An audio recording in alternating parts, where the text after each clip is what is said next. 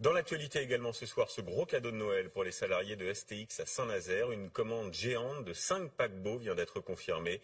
Le tout pour 4 milliards d'euros. C'est une renaissance pour l'entreprise qui était menacée de faillite il y a encore 4 ans. Margot Manière avec notre bureau à Rennes.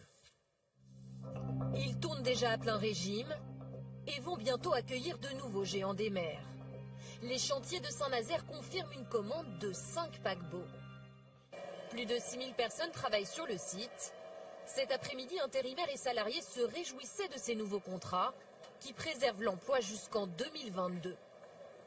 Oui, c'est un beau cadeau de Noël, c'est un avenir plus serein. Ah, il y a du travail et puis si, on est bien, il n'y a pas de problème comme ça, c'est très bien. Ouais.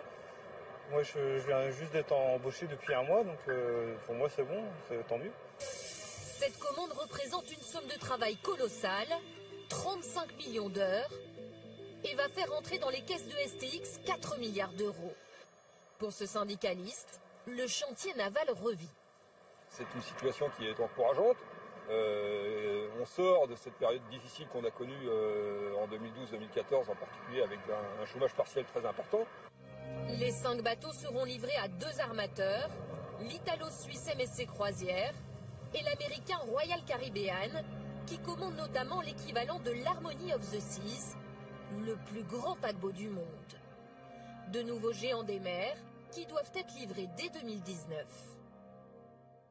Voilà, une nouvelle commande portée par un secteur en pleine croissance. Bonsoir Jean-Paul Chapelle, comment expliquer un tel engouement ? Eh bien Julien, parce que la croisière s'est démocratisée. En France, le nombre de vacanciers a triplé depuis 2003, 615 000. Et regardez dans le monde, 24 millions de passagers aujourd'hui. Ça a doublé. Et ça n'est pas terminé. On prévoit 10 millions de vacanciers supplémentaires dans les 10 ans à venir. S'il y en a de plus en plus, c'est que les prix ont baissé. Aujourd'hui, on peut faire 8 jours en Méditerranée à partir de seulement 350 €.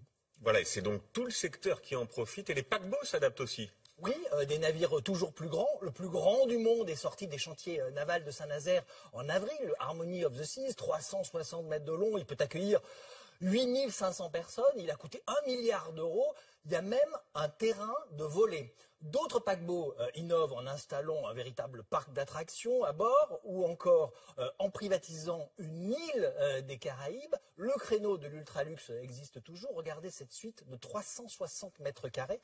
Le paquebot France pourrait aussi naviguer à nouveau un jour. Une nouvelle version du bateau mythique. Reste à trouver son financement. 450 millions d'euros. On l'appellera bien sûr le France 2. Voilà, bel hommage à la chaîne. Merci Jean-Paul.